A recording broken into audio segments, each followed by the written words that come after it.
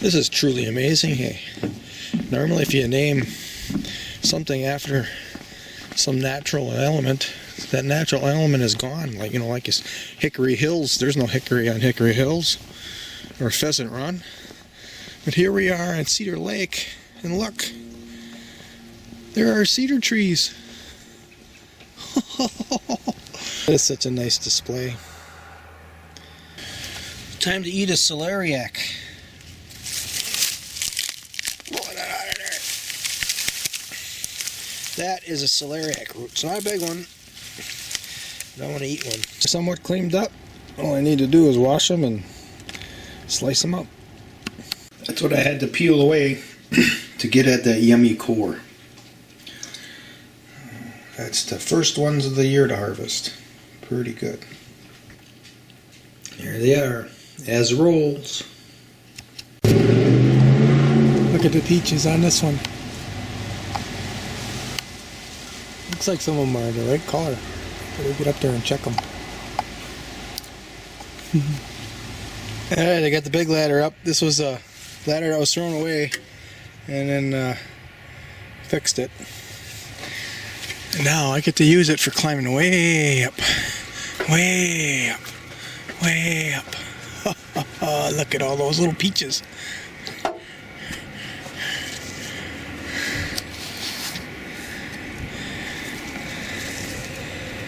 No, I don't think they're ripe. They look good, but they're pretty hard. Last year I waited until, oh, that one's kind of soft. Let's take it apart. Yep, that's right. There's so many peaches, I don't know if I want to grab every one to see if they're soft.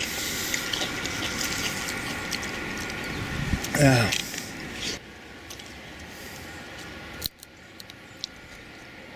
Let's look at that. Almost to the very tip, it's like that. One peach after the other.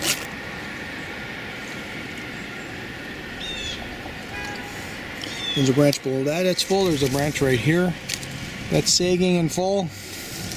There's a branch right here that's full. And this branch here doesn't have that many. Branch below is full.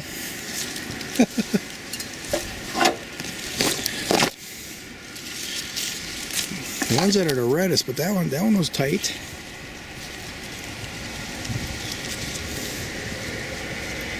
It's kind of soft. It's kind of soft. They're pretty close. I think I'm going to wait another 2 days. And if they fall off, I'll just eat them from the ground. Alright. This is a monster Jerusalem artichoke plant. It's growing on the tip of a hugelkultur. You gotta get in here, look at this base. Holy cow, look at that. That's just huge. It's hard as a rock too, it's almost like a tree. Been gnawed on too by different critters, probably mice. We've got some other ones in here too, but it's not as big as this one. That's huge. It's in amongst some of these trees here. And I'm not going to dig them out because I don't want to bother these trees too much. We'll just see what happens.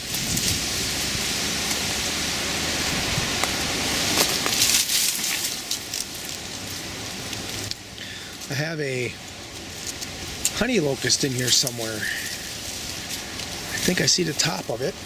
Ooh.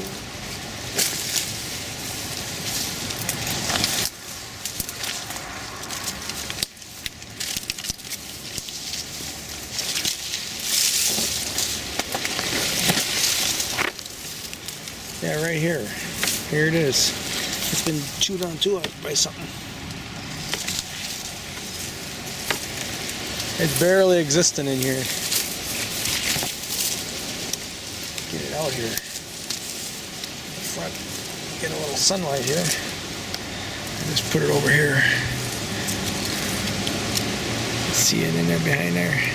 I'm shaking it.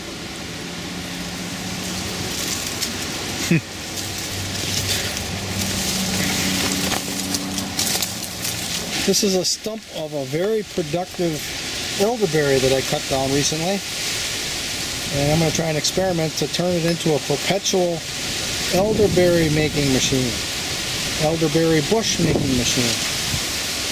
So what I plan to do is I grew potatoes in this half barrel. This is a barrel that I cut in half, and this is one of the halves without a bottom. And I'm going to pull this out, harvest the potatoes, and I'm going to put this over that stump and put this soil on that stump. And I'm expecting that stump to coppice, send up shoots, and those shoots to produce roots. And once every year, either in the fall, late fall, or early spring, I'll dismantle it, cut all those shoots off, replant them, put it back, throw some more. I never tried it before, so I can't tell you it's going to work for sure or not, but it's an interesting experiment that I want to try. I'll get back to you. It's pretty nice right there. I should probably flip it around so I don't have to look at the cut end. Well, the other end is cut too. Well, let me think about it a little bit. Alright, soil's out of there. What a piss poor crop of potatoes though. Normally I get like 20 times that many out of a barrel. So I don't know, I've had that problem in the past where I wonder why I can't grow potatoes, and then I figure out the shrews are eating them. So they might have figured out how to get in there. But the experiment is on its way. All that soil's in that barrel over the top of that elderberry stump. And I'll get back to you in a year and find out what happens. Maybe I'll get back to you in a year, who knows where I'm going to be in a year. I decided not to pick any peaches for a couple days, but they're dropping in this wind. And the ones that are dropping are definitely the ripe ones. And I'm eating them.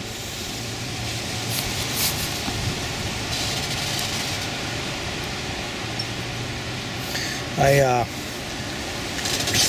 don't know. Oh yeah, good.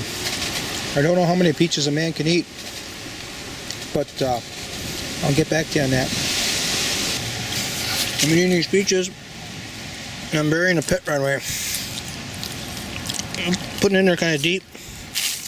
I might cover this whole bed here with them, with as many peaches as I have. Of course, I won't eat that many. I'll have to dehydrate some for the fall, for the winter, I mean. We'll see what I do. Who knows? I might eat them all. I'll get back to you on it. I want to show off this squash right in here. Look at that one. That's a beauty. It's some type of a New Zealand squash, I think. I had a bunch left over from when I bought in 2011, 2012. A lot of years ago. And they're just sitting there. I never planted them. So I planted 20 or 30 seeds from different types of squashes. This is one that made it. I think it's the only one. There was another one in the back that's grown, but I don't think it made any squash. We're going to take this one here because it's the first one it made, and I'm afraid it's going to break the vine and drop down and bruise itself. So let me get that thing out of there without cutting the vine. Oh yeah, the vine was pretty weak. It was hollow. Drying out a little bit, I think. Yeah, that's a nice one right there.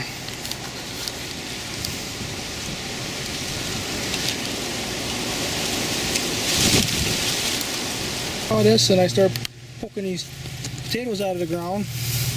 They're half out already. Look at that. They're just laying there. I guess this is going to be a good crop here.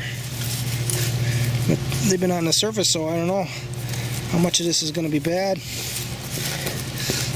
I think these big ones, I don't know, that really doesn't look green. But it's grown in the shade here. That's a lot of potatoes here for just growing in the shade. Wow. That's pretty cool. There's probably more in that mound too. It's pretty darn puffed up right there. Mounded up. Look what I caught. That's in a trail set. That's an unbaited set. That is a vole. These babies eat a lot of garden food.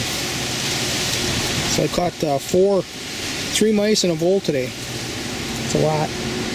I'm trying to grow elephant garlic seeds. And here are the garlics. So I didn't clip those seeds off when they were growing. And I probably would have got bigger garlic, so I did. So I wanted to put some energy into seeds, and I want to see if I can sprout some seeds. Not too bad. Well, let's see what we got here. Oh yeah, it's soft. See, it's juicy.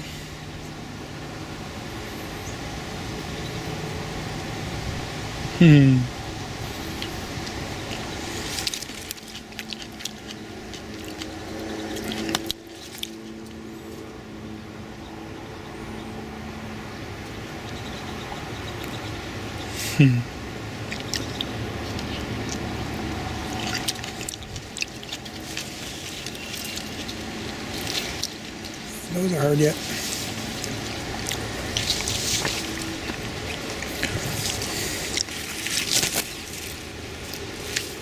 So this is a Siberian Sea peach tree for sure. That one that I bought on eBay, I'm kind of wondering if that is too. And they're ripe, so this is the very first peach that I've eaten that for sure is a Siberian Sea. Get some of this injury off of there. We'll see if it's anything like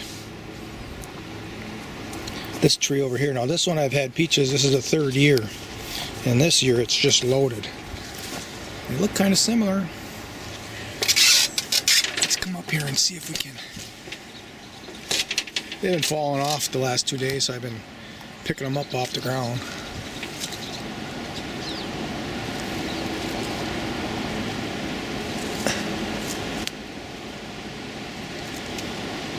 These are still pretty hard.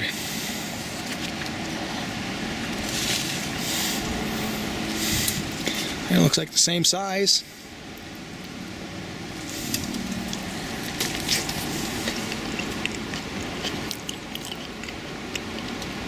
Similarly white.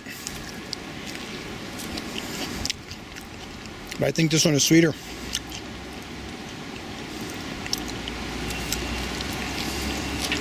Now this one didn't have much leaf curl on it.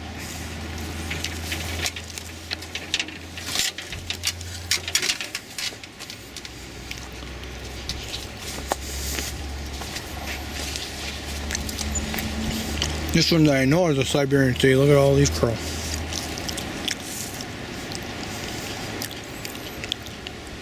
It's not bad. Pretty good. I've been eating a lot of peaches last week.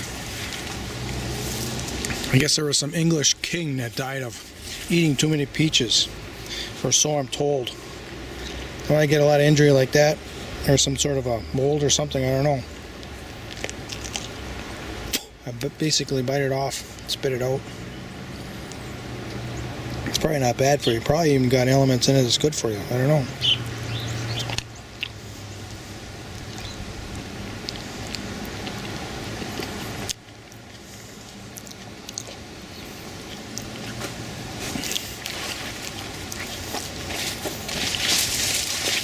I've been planting them. I'm fermenting some right now, some pits. I'll ferment them for a day. We'll find out how it goes.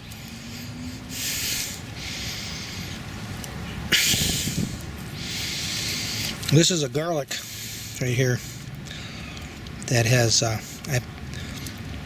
these are the little bulbils. They grew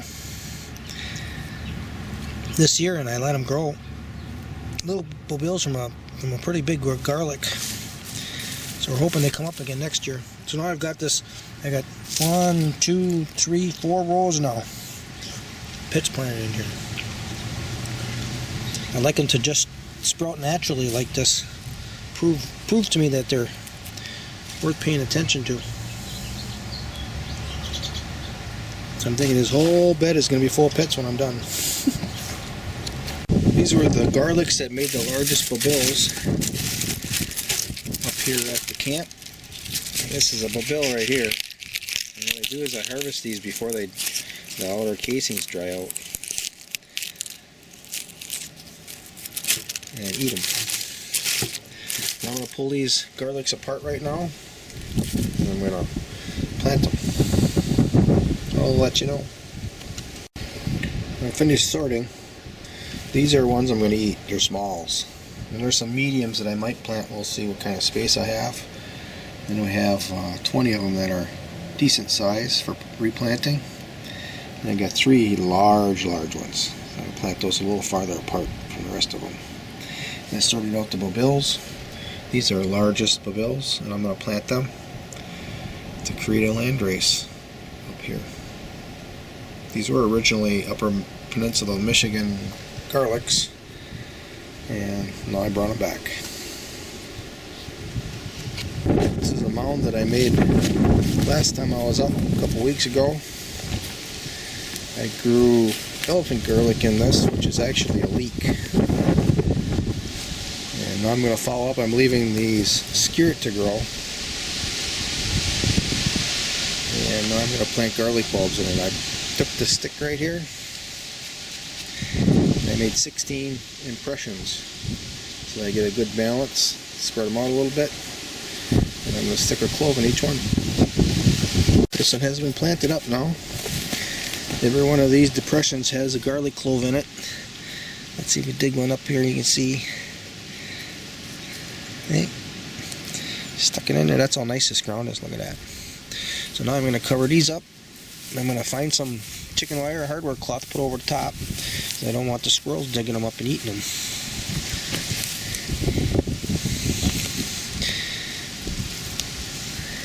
I got crabgrass growing here, so anytime I see it, I pull it out. These are all the garlics that I harvested this year up at the camp, other than the ones I just planted. Back here, these are softnecks. So I got to get some of these in the ground since they made it. And I might plant some more garlic. I got to think about it a little bit where I'm going to put them. I'm definitely here to get the biggest ones of these softnecks, so I can replant those. They overwintered here and they made it. Of course, it wasn't that bad of a winter. Let's see what we got. Make it too. So I sorted out the ones that are a little heavier, and now I'm going to replant them. Now, those are Polish red. Okay. Well, I turned this keyhole side of a garden bed into a circle bed. This one I've done a circle bed last year. Now I'm building another one. So here you can see the keyhole.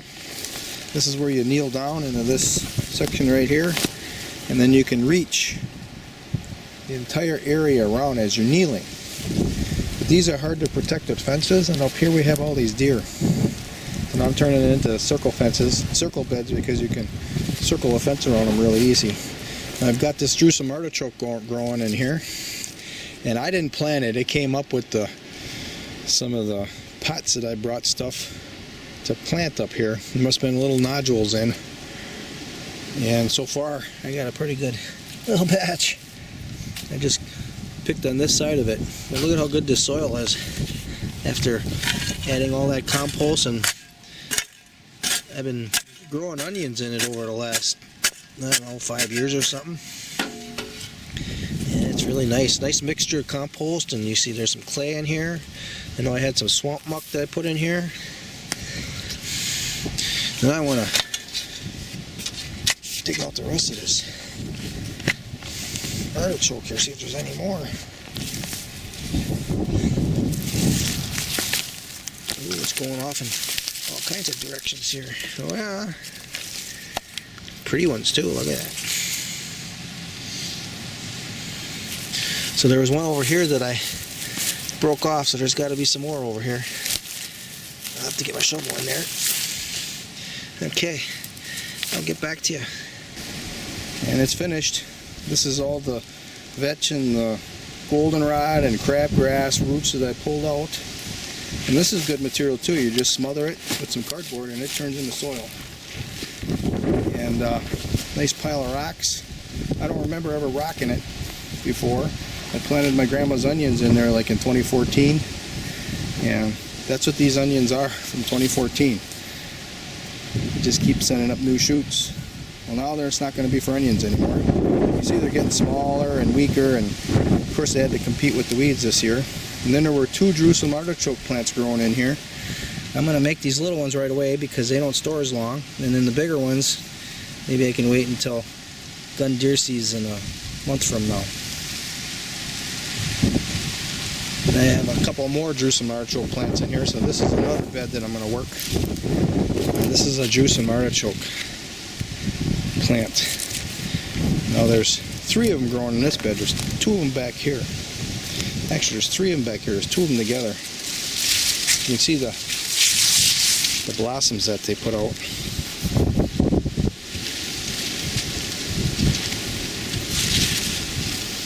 And these are my grandma's onions. You can see them, they're sprouting again, the bulbs. They're perennials. They keep sprouting. They divide, and they also produce a babil. This is a babil, and you can grow a plant off of those too. Alright, I'm going to have some lunch. And I'm going to plant this with garlic. And then think about what the next thing I'm going to do. That's a job well done right there, I'd say. That looks really nice.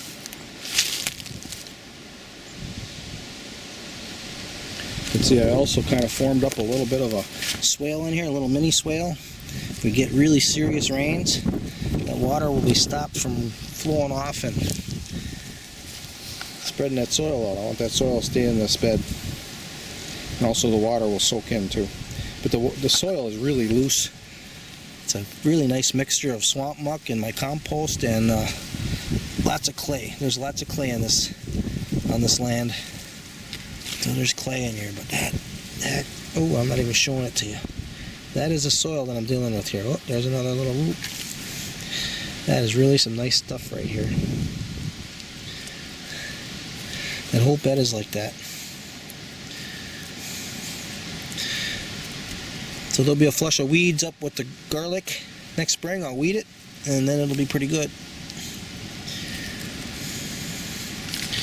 Okay.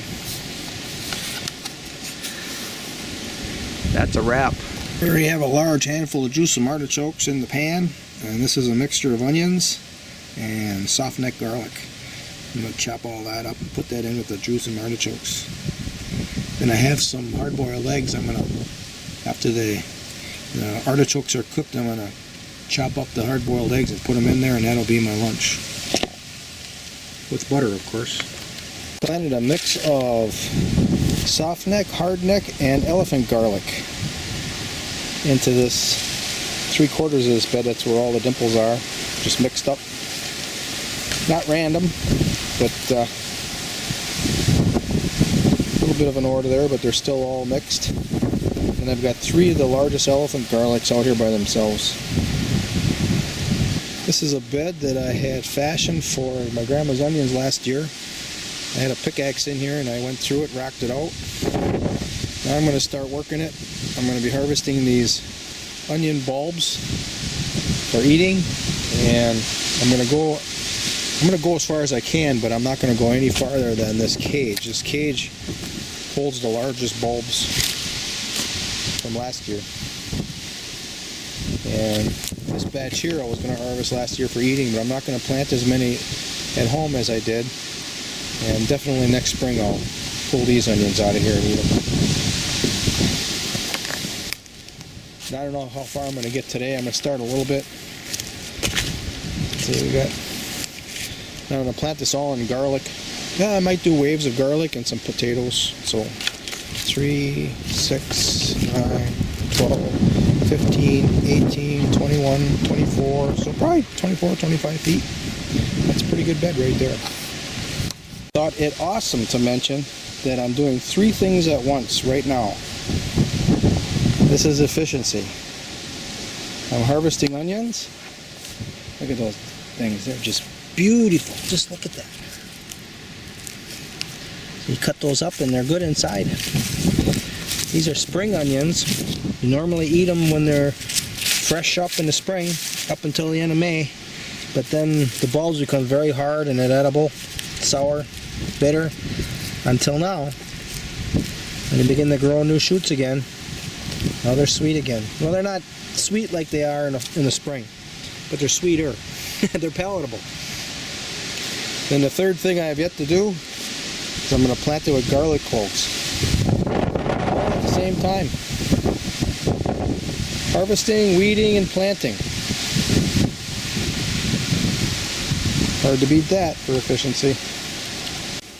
Got to be picking these beans here. I think these are scarlet runners. Forget what they are. Maybe it's a lima bean or something. So I picked a whole bunch of them. I bought a whole bunch of beans 5-8 years ago. A couple years in a row I was buying beans. And I lost track of what they were because most of them died out. But a couple of them kind of lingered on here. And this is one of them right here. There's only 2 per pod. Ooh, dropped them down. But they're starting to open their pods now, and I think they want to drop their green. Here's one that's still green. A couple of them still green in here.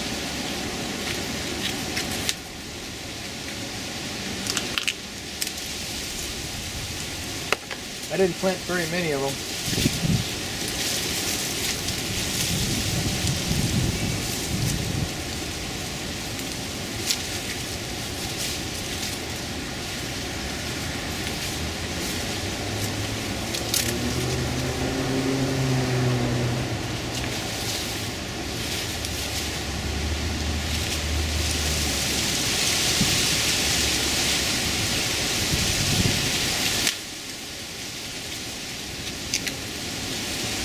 Ooh, there's one with 3.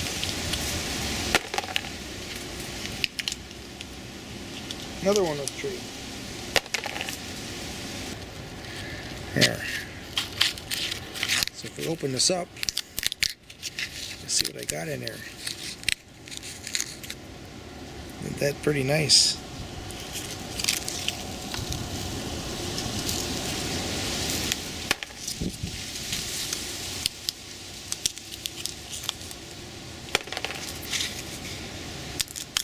I think you only had a couple of these growing. You know, I might have planted 5 of these seeds, and maybe 1 plant grew. It's all kind of concentrated in that one spot. They're not prolific. I don't really want to plant very many of them. There's a lot of them that are green in here yet. It's totally green. We're going to be getting some frost coming up. I don't think they're going to make it.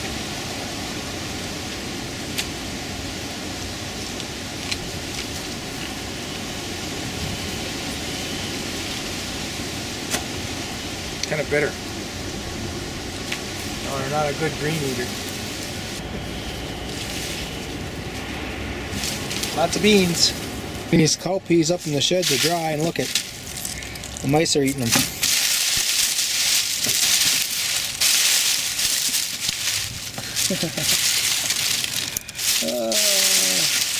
I'll tell ya,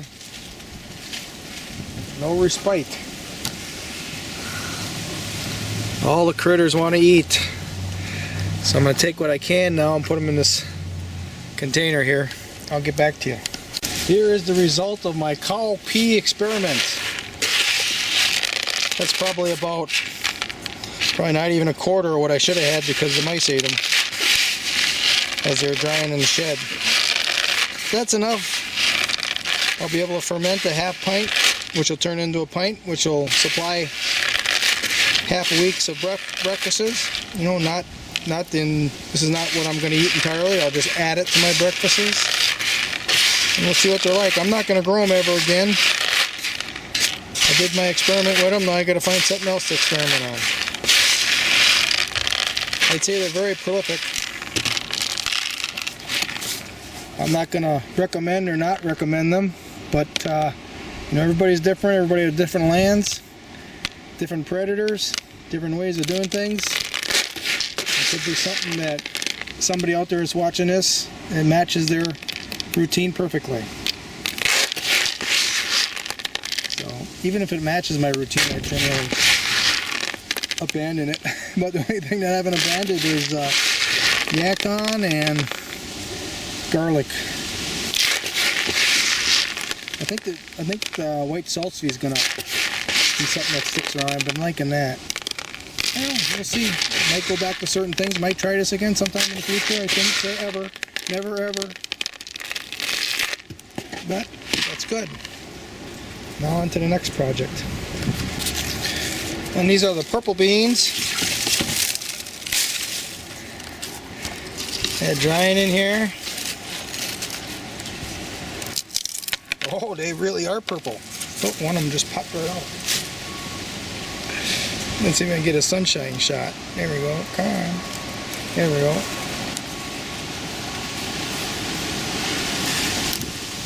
That's pretty nice. This came out of one pod. This is one to save for planting.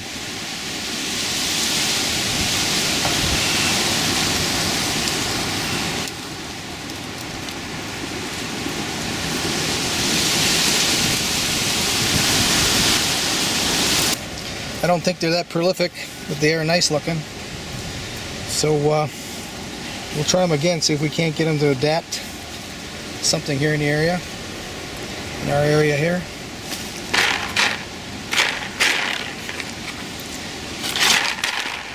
You know, if I pick 8 of these biggest ones, these big ones, they have energy.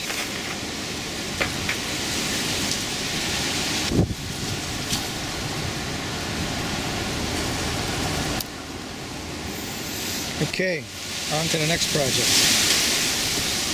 This right here is a loft house bean. It's a land race bush bean. I actually grew these under the shade of yacon. In the early stages of the yacon growth, there was plenty of sunlight getting at these. They were able to set a crop, then they quickly got shaded out. And then I noticed that the mice were starting to eat the plants, not the beans, but the plants. So I harvested them, hung them in the shed.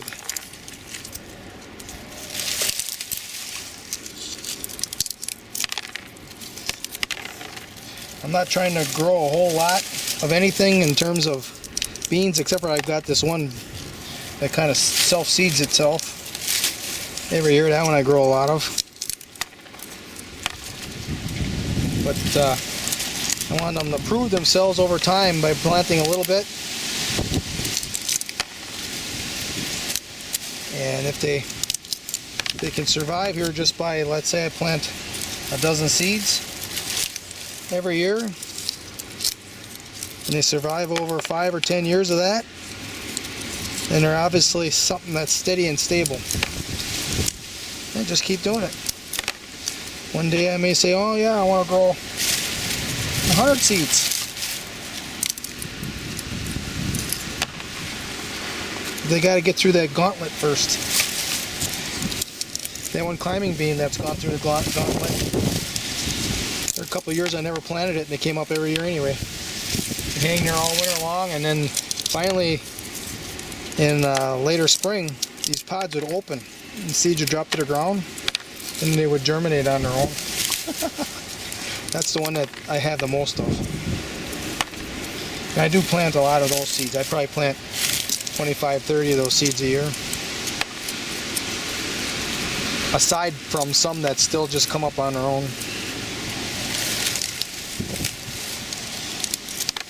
This is like 5th generation now of the lost house beans here. I think it was 5 years, maybe 6 years ago that I got them in the mail.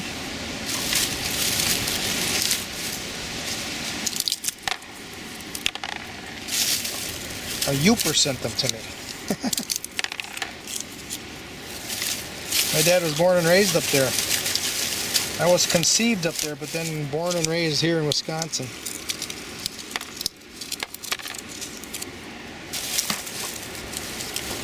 When I went back, I've got land up there now that I bought for hunting. And I'm applying permaculture design onto it now that I've learned it. I kind of started in 2011 a little bit because I learned a little bit about permaculture. Of course, then I had a fuzzy head and I thought it was happy-go-lucky, don't have to do any work sort of thing as advertised.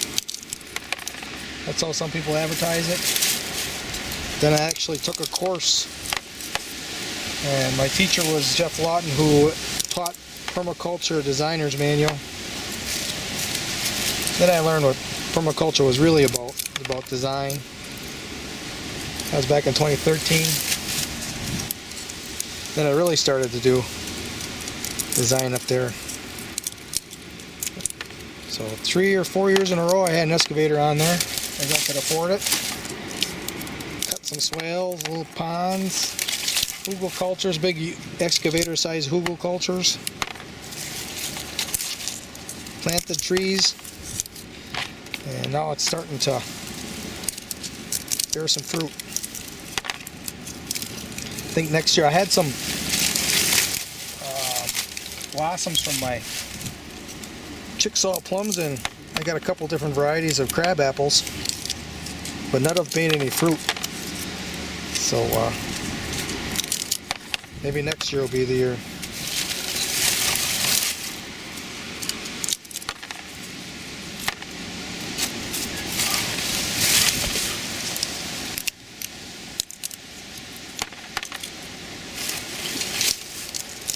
But these beans really shouldn't be here because I planted them in a yacon patch. They grow so fast, which is how I think Joseph Lofthouse bred them. You want them to be fast in this climate there in Utah. They grew so fast in the beginning that it took a couple months for the yacon to get over the top of them, but by then these beans did their job.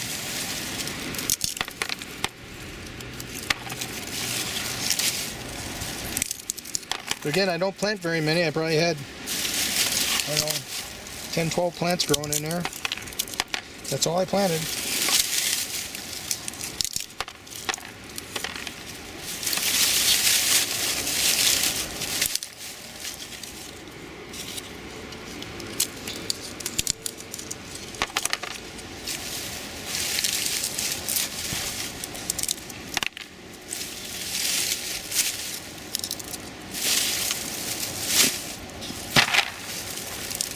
This is how they open up after they dry out so much.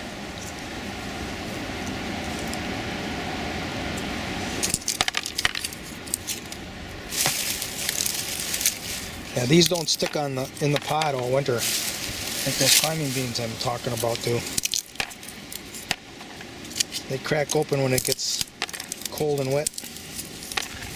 But these aren't a candidate for letting them just go all winter.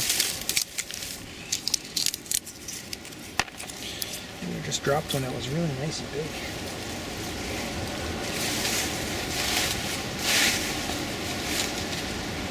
The glove is sitting down in there. I dropped that one on the ground. It was worth grabbing.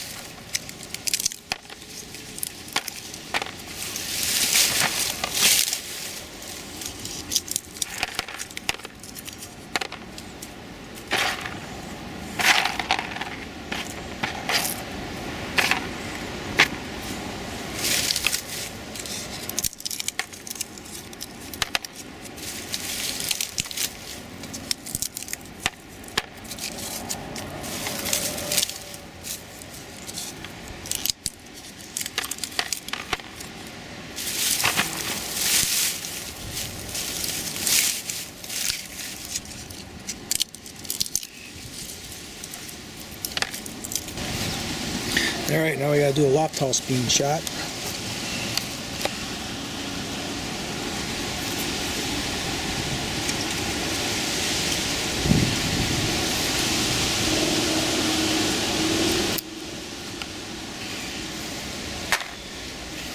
So I started out with a dozen plants, and probably half of them got ate by rodents. The other ones were chewed on as well, but they still survived through all that. And these are the beans that I got.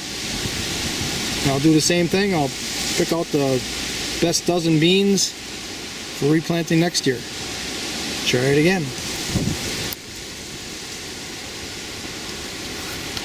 These are elephant garlic cloves, and they're barely hanging on now. What I've been doing is I get a lot of these single balls. I've been eating those, but someone mentioned that they'll grow into cloves the next year. That this probably came from one of those little corms. This is a corm right here. He mentioned that this is what grew into the single bulb. So I'm going to go ahead and plant that and see what happens. And then some of these larger ones I'm going to replant. I haven't had great luck with elephant garlic. I mean, I've had some okay crops, but it's not setting the world on fire.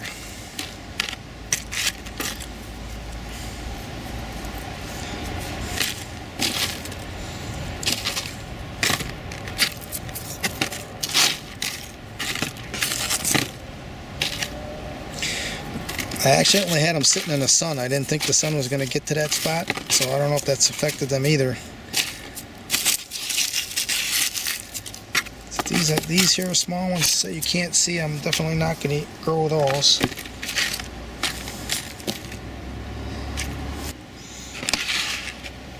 I'm going to replant those 13 of them right now. This is an experiment that I'm doing where I had cut down a really nice elderberry.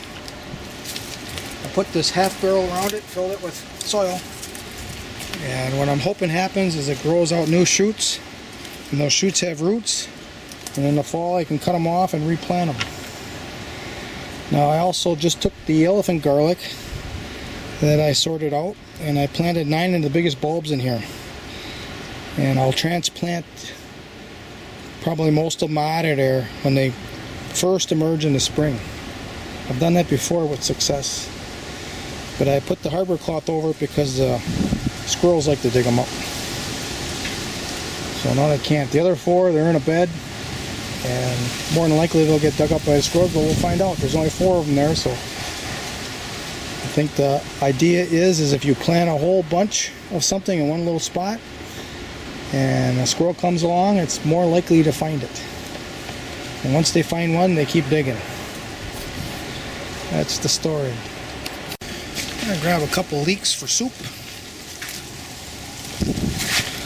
Let's see, where's there any that are bent over, not getting any sun anymore? That's what I've been pulling. Looks like everything is pretty much growing straight up and down now. Yep, there's a bent one. Here's the Radish Patch. We want a couple radishes for soup. So we're looking for a radish like this that's about to blossom. They're not going to grow anymore, and I guess we don't need them to grow anymore. Look at that. Get an idea what it's like with my hand here. Next to my foot, next to my boot. There you go. That's a really nice radish right there. That's probably all she wants. She's got a whole lot of other ingredients from her garden. Okay. Got us a storm coming in. We're going to make us soup. Cold weather's coming too. Nice hot vegetable-y soup is on the menu. 2020, this was the year for a Three Sisters kind of a garden here. This was corn, tomatoes, and squash. Actually, it was pumpkins. Now I'm going to clean this all up and prepare it for a garlic planting. It's middle of October, and it's time to plant the garlic. All cleaned up. Going to make one heck of a good big garlic bed. That's all the debris there. Came out of that. All composted all. I dropped a few tomatoes here maybe. Then I harvested the tomatoes that were red or getting red. Right in there. And we got 3 cobs of corn. 4. No, 1, 2, 3. 3 cobs of corn. Thought I had 4 of them. One fall in here.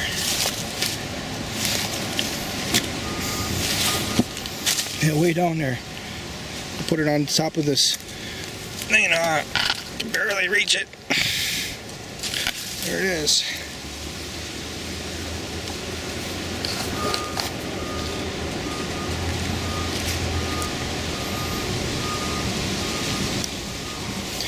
poppy blue corn. Alright. So this is the garlic I want to replant. These are definitely the bigs. There's 3 bunches on here.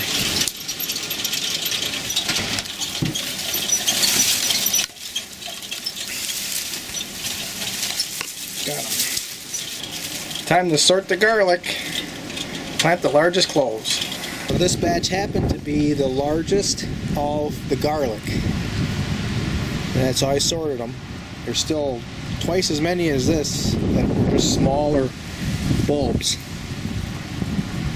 from that batch. Now, I've sorted them out, broke them apart, sorted out the bigger ones here now. I got 55 of the largest ones for replanting. And this will go to food as well. I'm probably going to have twice as much as that, probably more than that, when I bring the small ones up and break them apart. So we are swimming in garlic.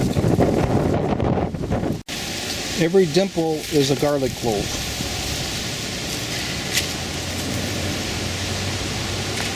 Now I have to find chicken wire. I have to put chicken wire over it, otherwise the squirrels will dig them up and eat them. So it has to happen. Before I put the chicken wire down, I'm going to rake this smooth. 55 cloves. There they are. Clean up these beds. There's all the debris. Take the garlic that was hanging in the shed down and sort out the larger cloves for planting. 55 of them. Planting them in these 2 beds. Getting the chicken wire out, which I was using them for guarding other annuals this summer. And covering the beds and putting the bricks over the chicken wire so the squirrels can't dig up their garlic and eat them. That's important. I used to wonder, why isn't my garlic sprouting? You know, one would here, one would be there, and it wouldn't be sprouting all the ones that I planted. So, well, that must be bad garlic. But it was bad squirrels. Anyhow, an hour away from my internet time, boy, isn't that just terrible? And I get to eat fresh garlic out of it. That's bad too. And here are the smaller bulbs of the same type of garlic. And I think I might save some of the larger cloves out of this batch too. There's a little bit of section I didn't cover. Go ahead and cover that. So we'll have more than 55 here planted. That's the smaller cloves from the bigger bulbs. So this time we're going to take the bigger cloves from the smaller bulbs. Say that 10 times real fast. Smalls of the hardneck garlic. Got a bit in here.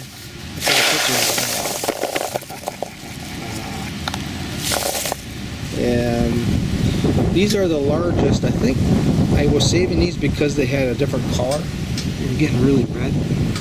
So I'll go ahead and plant some of those vividly colored cloves to finish out the row there where the larger garlic is. And then these are the largest of the smalls, and that would be for dinners. They don't take as much time to clean those up as well as these. So I'm saving those 2 for the missus so that she doesn't have to work as hard cleaning garlic, and then these little ones for me for breakfast in the morning. I don't mind cleaning them then. It takes a little time. I'm watching the Weather Channel and maybe some of the local news while I clean them. And I make them with eggs for breakfast. Then we have the Softneck Garlic. Time to unload the water tank. That valve freezes, it breaks. We're going to have some cold nights coming up. And that's at the base of the biggest kiwi, female kiwi on the property. And if we can get that male to cooperate, that female is going to be producing a lot of kiwis. And having a lot of water probably helps. Get me a radish, she says. How many you want? Depends on how big it is. Well, I think this one right here is enough. Just this one. Look at how big that is. Look at that one.